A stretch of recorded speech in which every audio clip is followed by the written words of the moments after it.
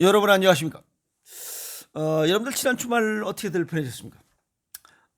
저는 모이면 학력이 똑같아지는 이 친구들과 함께 남해안 한려수도 거기 구경을 갔다 왔습니다.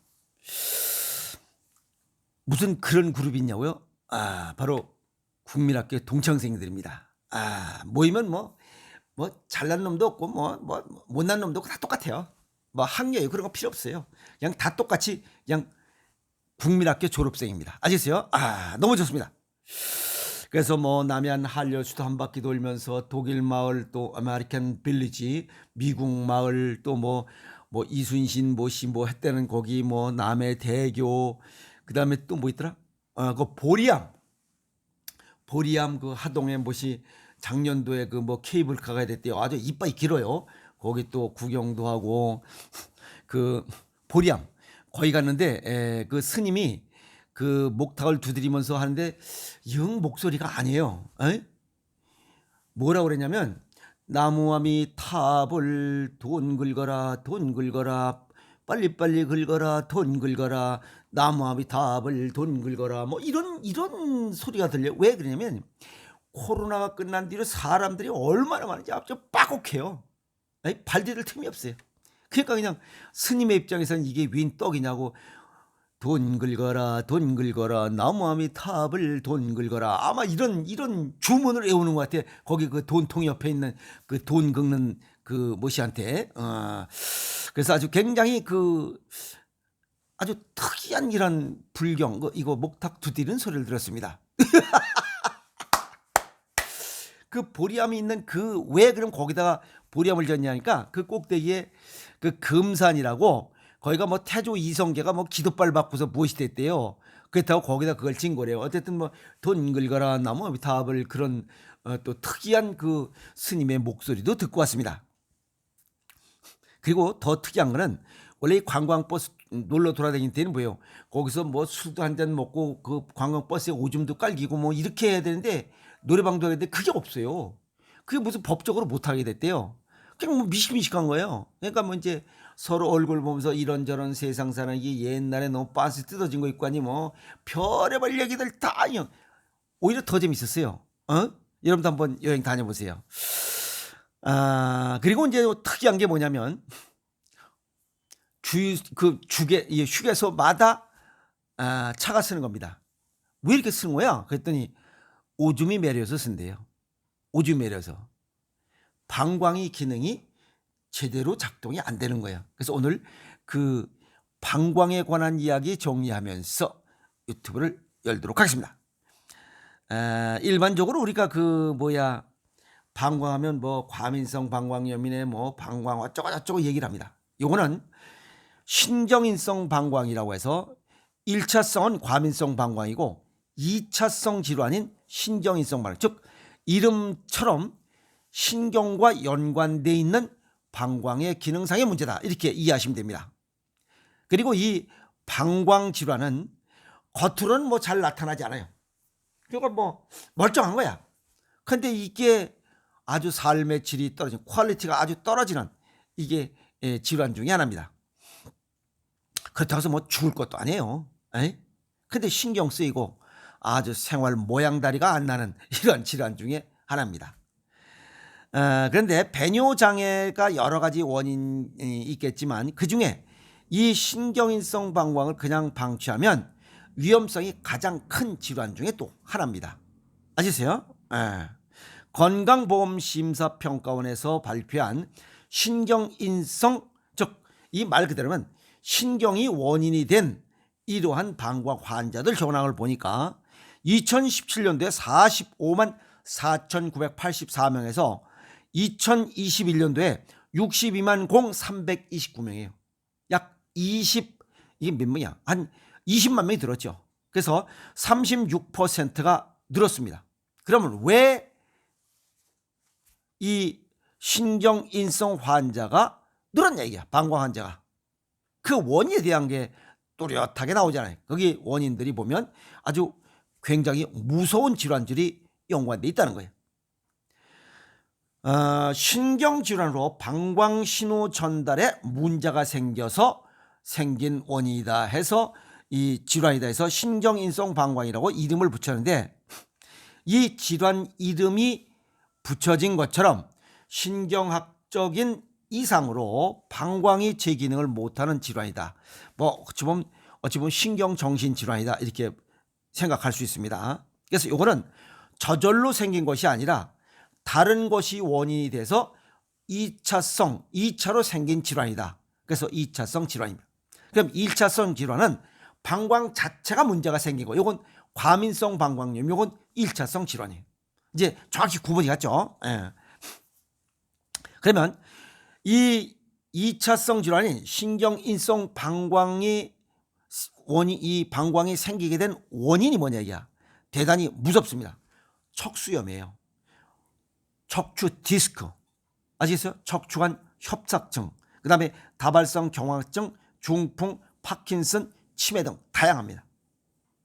그래서 이런 병들은 어디 장기와 연관이 되어 있냐? 그건 콩팥과 연관이 되어 있어요. 그래서 콩팥 기능이 좋아야 신경인성 방광도 예방하고 치유할 수 있다. 이렇게 동양의학적으로 정리할 수가 있죠. 그죠? 그래서 각종 신경질환으로 인해서 영향을 받아 이상이 생긴 결과가 바로 신경인성 방광이다. 똑같은 거지 뭐예요. 그 얘기입니다. 이런 척추질환은 콩팥이 관여되어 있다 하는 거 놓으시고, 이제 이 신경인성 방광 증상에는 웬만한 배뇨 기능 이상으로 생기는 증상들이 같이 나타나고 있어요. 그게 뭐냐면 아주 갑자기 오줌 매려운 요의를 느낀다는 요의, 그 다음에 하루에 8번 이상 오줌을 싸야 되는 빈뇨, 자주 빈자니까 오줌뇨자, 그 다음에 밤에 자다가 일어나서 오줌을 넣어야 되는 야간뇨, 아시겠어요? 그 다음에 급할 때 소변이 나오는 절박성 요실금, 오줌이 새는 경우, 남자도 있습니다. 새고, 또 화장실에 가서 열기도 전에 벌써 뜰뜰뜰뜰 한 7, 8방울 떨어져요. 그리고 참을 수 없을 정도로 오줌이 매려온 이러한 요절박 등의 주요 증상들이 다 나타납니다. 이런 증상들은 과민성 방광염도 이런 증상을 다 갖고 있습니다. 그러면 여기 방광염 발생 상황이 완전히 다릅니다. 그걸 정리해 드리겠습니다. 과민성 방광염은 방광의 감각이 아주 과민해진 상태로서 배뇨 기능에는 아주 문제가 없습니다. 이건 1차성이에요. 그리고 2차성인 신경인성 방광은 오줌이 잘 나오지 않아서 생기는 거예요. 이건 너무 잘 나와서 오줌 나오는데 문제가 없지만, 이건 뭐냐면 오줌이 방광 근육을 꽉 쪼면 100% 오줌이 나가야 되는데 100% 오줌이 나가지 않고 방광에 오줌이 남아있는 거예요. 아시겠어요? 그래서 이 상태가 계속적으로 지속이 되면 문제가 생깁니다. 왜? 오줌이 계속 고이면 거꾸로 역류해서 콩팥이 망가져요. 이해갔죠? 그래서 과민성 방광은 소변을 느끼는 감각에 문제가 생기는 것이고, 신경인성 방광은 아까도 말씀드렸지만 오줌이 배출되지 않고 방광에 고여 있거나, 이게 또 고여 있는 게 계속 또 20초마다 한 방울씩 콩팥이 오줌을 만들으니까, 그럼 기존 있던 거에다 또 오줌이 계속 만들어지니까 방광에 이 오줌이 차 있는 거야. 요게 두 가지가 문제입니다. 아시겠어요? 자, 그러면 이 신경인성 방광이 계속 차여 있으면 그게 역류를 해서 콩팥이 망가져요. 콩팥이 붓는 거, 이게 수신증이에요. 그리고 이걸 그냥 뭐 이러다 말겠지 하고 그냥 놔두면 신장 기능이 망가지면서 결국에는 신부전이 발생한다. 그래서 무서운 질환이라는 거예요. 이해갔죠? 그러면 요거는 이 비뇨기과 전문의가 대체적으로 봅니다. 일반 사람은 식별하기가 어려우니까. 아시겠어요? 그래서 대체적으로 사람들이 보면 뭐 그냥 그거 뭐 방광염이니까 그냥 그 항생제나 먹고 말지 뭐 해서 나이 탓도 하고, 또 넘쳐서 오줌이 찔찔 나오니까 그게 정상적인 오줌이 나오는 걸로 알고 있는 거 이것도 잘못된 거야. 그러다 보니까 대체적으로 이런 신경인성 방광은 나이 먹고 이 자율신경계가 좀 기능이 떨어진 이런 사람들이 많이 발생할 수 있다 이렇게 볼 수가 있죠. 그러나 뭐 대체적으로 보면 이 콩팥 기능이 약한 양반들이 이런 증상이 나타난다. 그래서 비뇨기과 전문의가 이걸 진단을 하고 또 요역통합 검사를 통해서 아주 정밀 진단을 하고 최종 비뇨기과 전문의가 이건 신경인성 방광입니다 라고 최종 진단을 하고 치료를 하도록 되어 있습니다. 아시겠어요? 자, 동양의학적 소개를 정리하면 이 신장, 방광, 소변 이런 것들은 전부 다 콩팥이 주 관여를 합니다. 아까도 말씀드렸지만 우리 방광은 콩팥이 20초마다 한 방울씩 오줌을 만들어서 그걸 방광에다 넣고 여자는 약 460cc, 남자는 한 530 정도 이 오줌이 방광에 차면 쭉 오줌을 내보내는 이런 구조로 되어 있습니다. 근데 그게 싹 내보내고 다 비워야 되는데 그걸 못 비우고 거기에 채워 있다는 거예요. 그러면 뭐가 문제냐면 방광은 이중 구조로 되어 있어요. 1차적으로 20초마다 한 방울씩 떨어지는 오줌을 그냥 세게 하는 게 아니고 그걸 모으는 거예요. 이건 불수의근이에요. 이건 뭐 내가 마음대로 오줌을 열고 누고 하는 게 아니고 이건 자율신경계만이 할 수 있어요. 그리고 460cc나 약 500cc가 되면 야 오줌을 넣자 해가지고 화장실에 가서 자꾸 내리고 딱 꺼내면 오줌이 나오는 이건 2차 근육이에요. 이건 수의근, 내 마음대로 오줌을 넣을 수 있는 거예요.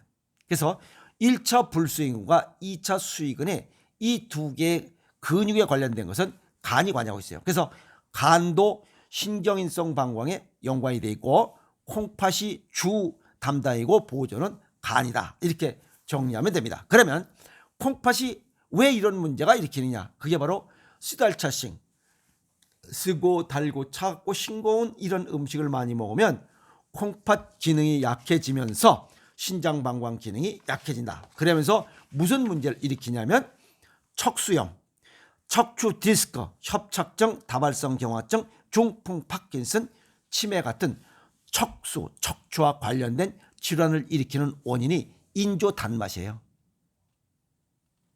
그래서 가공식품 줄이라는 거예요. 단맛 줄이고 짭짤하게 먹어야 이 병을 예방하고 치유할 수 있다. 이렇게 정리할 수 있어요. 이해하십니까? 그리고 방광 근육이 튼튼하려면 양질의 단백질을 섭취하는 게 좋습니다. 양질의 단백질은 4발 가진 것보다는 2발 가진 게 좋고 2발 가진 것보다는 다리 없는 게 좋죠. 즉 4발 돼지나 소고기보다는 조류, 오리고기나 닭고기가 좋고 그 2발 가진 것보다는 없는 게 좋다니까 그게 바로 이 해물입니다. 생선. 아시겠어요? 그래서 강택민 주석이 죽을 때 장수의 비결이 뭐냐 했더니 괴기는 다리가 없는 것을 자주 먹는 게 좋노라 라고 하는 그런 기록들이 있어서 그게 맞는 것 같습니다. 그래서 수의근과 불수의근을 튼튼하게 관여하려면 요게 간이 관여되어 있어요. 아시겠어요? 그래서 간 기능을 튼튼하게 조여라. 그래서 방광의 근육을 딱 조이면 오줌이 샥 빠져나가고 또 꽉 조여서 새로운 오줌 받고 또 시간 되면 뽑아내고 이렇게 하는 게 좋겠다. 그리고 이러한 방광에 문제가 있는 사람들은 대체적으로 손발이 찹니다. 그래서 손발을 따뜻하게 할 수 있도록 하라. 그래서 그것은 맨발로 걷는 게 제일 좋습니다. 오늘 제가 또 1시간 정도 맨발로 쫙 걸었습니다. 운동화 신고 걷는 것보다 맨발로 걷는 게 효과가 더 좋고 맨발로 걸으면서도 까치발로 걸으면 더 좋습니다. 시너지 효과가 빡빡 납니다. 그래서 맨발로 걷는 습관을 가지면 야간요, 빈요, 그 다음에 절방요 이런 거 다 없어집니다. 그래서 맨발로 걸으세요. 그러면 이런 1차성 과민성 방광이나 2차성 신경인성 방광 이런 문제는 아예 생기지도 않아요. 아시겠어요? 공교롭게도 신장과 간은 스트레스를 받고 보관하는 이런 장기이기 때문에 스트레스를 줄이고 잘 먹고 귀기도 좀 먹고 그 다음에 조개 이런 것도 좀 먹으면서 나가서 맨발로 걸으면 이런 거 아예 없어요. 아예 생기지도 않아. 아시겠어요? 맨발로 걸으면 빈뇨, 야간뇨, 급박뇨, 절박뇨, 방광염 이런 다 필요 없어요. 왜 그러냐면 이 복숭아뼈 안쪽에 조금 그 3 내지 5cm 안쪽에 앞쪽에 거기에 방광 반사가 있어요. 그게 자극이 되잖아. 아이? 그래서 건강이 최고입니다. 학력, 돈, 재산 별거 아닌 거 욕심내지 마세요. 욕심내면 관광버스 타면 휴게소 갈 때마다 오줌 올라야 되는 이 불편함을 겪습니다. 아시겠습니까? 그래서 이거 좀 지금 설명드린 대로 이렇게 열심히 운동하고 식습관을 가져서 건강히 살아가고 휴게소마다 오줌 넣지 않으면서 살아갑시다. 아시겠습니까? 화이팅!